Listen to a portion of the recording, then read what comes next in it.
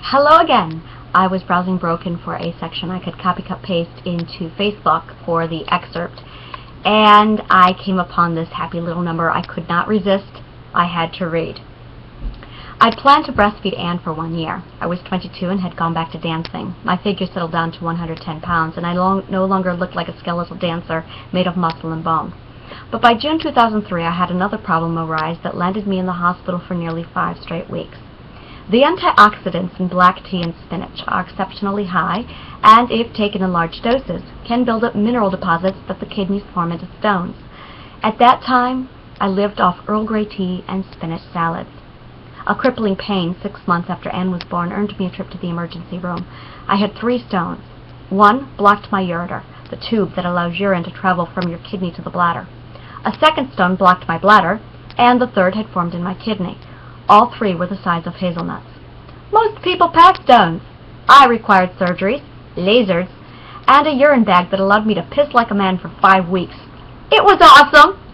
I walked away with a plethora of stories. A gruesome scar on my back. Okay, not really that gruesome, but it makes for a great story. And I must be the only woman who understands why it's so fun to write your name in snow with piss. I was so mad it was June. Every time I used the bathroom, I got to crinkle up sheets of toilet paper and try to pee on them with my bag. It's harder than you think. It was like a water gun fight every time I used the bathroom. How is that not cool? Whoo! I have to use the bathroom! Oh, happy day! I cocked my gun. Lock and load. The doctor surgically went in through my back and pulled out the stones in my bladder. Then they used mirrors to shoot lasers through my body. I was shot with lasers and lived! They shattered the stones in my ureter and kidney, allowing the debris to pass through my system. But the shards could have nicked my ureter, which risked an infection, so they inserted a tube to protect the lining of my ureter. They inserted a catheter via an incision through my back to drain my bladder to a urine bag tied to my leg for 5 weeks. The medication I was on turned my breast milk mint green. When I asked the lactation consultant, they advised me to breastfeed no matter what. When I asked my doctors, they pulled me off breastfeeding immediately. Anne was 6 months old. I stumbled out of bed the next morning, grabbing my IV pole for the 100th time, and made my way to the bathroom. Woohoo! Target practice! After 5 weeks of in and out visits, I was sick of seeing hospital, though I do miss their delicious turkey sandwiches. Come on, Fred, I beckoned the pole. By that afternoon, he and I were good friends, and I made sure everyone who came to visit formally met Fred.